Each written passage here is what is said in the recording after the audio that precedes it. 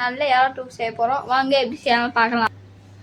முதல்ல பார்த்தீங்கன்னா கொஞ்சமாக எண்ணெய் ஊற்றிக்கலாம். எண்ணெய் சூடானதுக்கப்புறம் நம்ம வாட்டரை பண்ணலாம். இப்போ பெருஞ்சீரகம் ஒரு பேக்கெட் எடுத்துக்கணும். இப்போ நல்லா எண்ணெய் காஞ்சிச்சு. இப்போ பெருஞ்சீரகத்தை போட்டுக்கலாம். நம்ம எவ்வளோ தேவையோ அவ்வளோ போட்டுக்கலாம். பெருஞ்சீரகம் பொங்கிச்சு. இப்போ அதில் பார்த்தீங்கன்னா வெங்காயத்தை சேர்த்துக்கலாம். ஒரு கைப்பிடி அளவுக்கு வெங்காயம்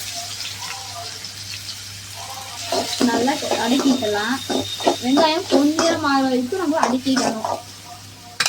இப்போ கொஞ்சம் உப்பு போட்டுக்கலாம். அவங்க எவ்வளோ தேவையோ போட்டுக்கலாம். நம்ம இப்போ வடிக்கலாம். திரும்பியும் இந்த பார்த்தீங்கன்னா இஞ்சி பூண்டு பேஸ்ட்டு நீங்கள் ரெடிமேடாக வாங்கிக்கலாம், இல்லை வீட்டை அரைச்சிக்கலாம்.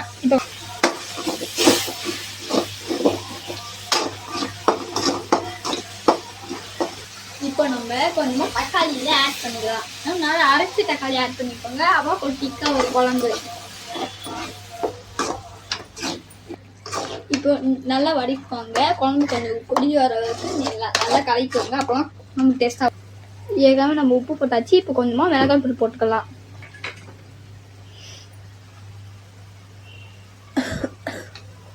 கலருக்கு கொஞ்சமாக காஷ்மீரி மிளகாய் தூள்.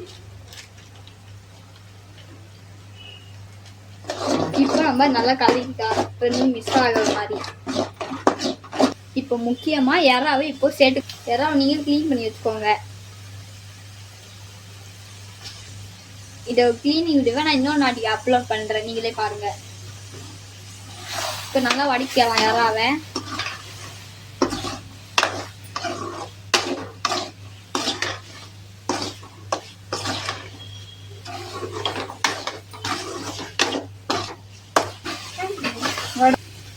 இப்போ அதில் கொஞ்சமாக தண்ணி ஊற்றிக்கலாம்.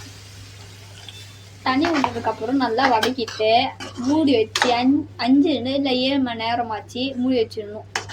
இப்போ நல்லா கொதிக்குது. இப்போ தட்டை விட்டு மூடிடலாம். வாங்க இப்போ நல்லா இறா கொதிக்கிறான்னு பாட்டுருவோம். பாட்டை இறக்கி வச்சுருவோம். இங்கே பாருங்கள், இறா நல்லா கொதிக்குது. இப்போ வாங்க இதை தட்டில் போட்டு நம்ம சாப்பிட்டு பார்ப்போம். இப்போ பார்த்தீங்கன்னா இறா குழம்பு ரெடி. இதை நீங்கள் சாப்பாடு இல்லை தோசை சப்பாத்தி எது வேணாலும் கலந்து சாப்பிட்டா டேஸ்ட் நல்லாயிருக்கும். எனக்கு பிடிச்ச மாதிரி நீங்களும் பிடிச்சிருந்தா நீங்கள் சப்ஸ்கிரைப் பண்ணுங்கள். பாய்.